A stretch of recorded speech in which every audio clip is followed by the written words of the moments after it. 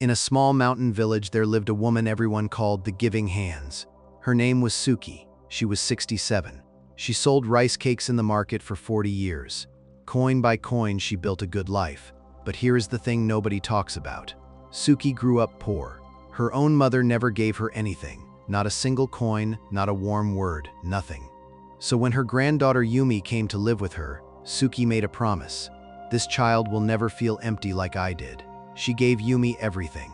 New clothes every season, extra coins for the market. Yumi never worked, never carried rice, never woke up early. Suki did it all because love in her mind meant removing every hard thing from Yumi's path. Yumi turned 22. She could not cook rice. She could not save a single coin. She spent whatever Suki gave her and asked for more the next morning. One day, Suki's hands started shaking. She could not roll rice cakes like before. Her income dropped. She had saved some gold coins in a clay jar under her bed. 41 coins. A lifetime of work sitting in the dark. She started pulling from the jar.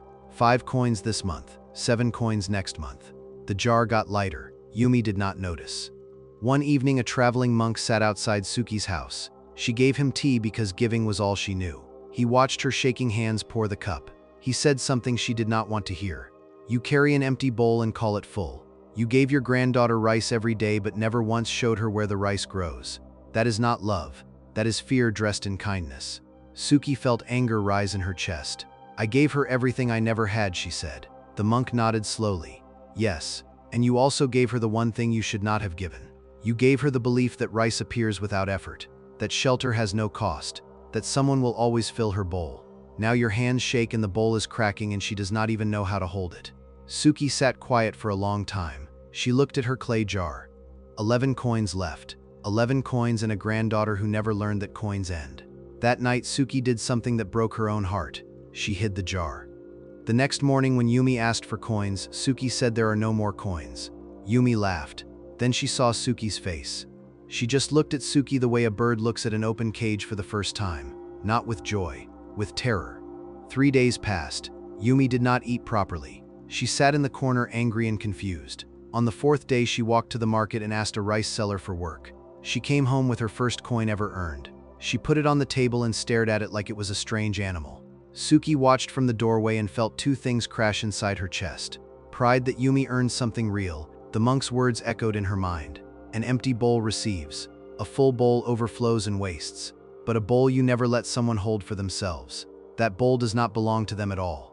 Suki looked at the jar hidden under her bed. 11 coins. She could give them to Yumi right now and make everything comfortable again. Or she could let the discomfort do what her love never could. She reached for the jar, held it, and could not decide. Yumi worked at the rice stall for 9 days straight. Her hands cracked, her back hurt. She earned 11 coins total. One evening, Yumi sat across from Suki and said something quiet. I never knew rice was this heavy. Suki almost smiled but caught herself. Yumi continued. I thought coins just appeared. I thought the jar filled itself. I thought you woke up early because you liked mornings. Suki looked at her granddaughter's cracked hands and felt pride and guilt crash together inside her chest like 2 waves hitting the same rock. Stay with me here because this is where it gets real. The monk returned 3 weeks later. He sat in the same spot and Suki poured tea again, but this time her hands shook less. He looked at her and asked one question. Did you give her the jar? Suki shook her head. Good, he said. But now comes the harder part. She will earn enough soon. She will stand on her own feet and you will feel useless. Because your whole life you measured your worth by how much you could pour into her bowl. When her bowl fills itself, what will your hands hold? Suki felt something cold move through her stomach. She had not thought about that. She had spent every year since Yumi arrived being needed. The cooking, the coins, the comfort. If Yumi no longer needed any of that, then who was Suki? The monk spoke slowly. A tree that only knows how to give fruit will break its own branches trying, but a tree that learns to stand empty in winter discovers that rest is not death, it is preparation.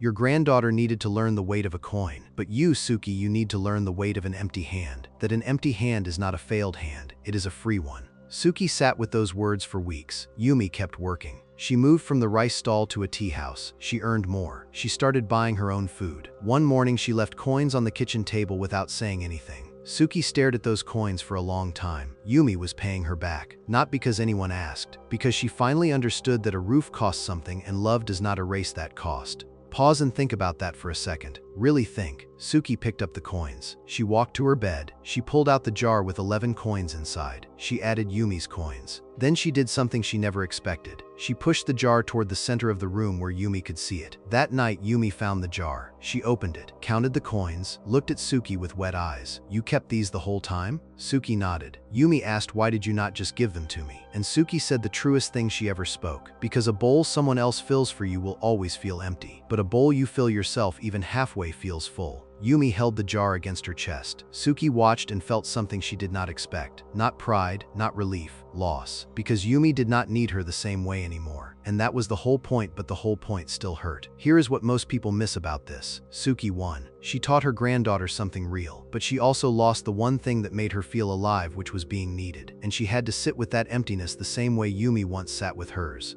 Suki did not end, but she changed. Quietly, painfully, beautifully. Subscribe to the Mind of Buddha. See you in the next one.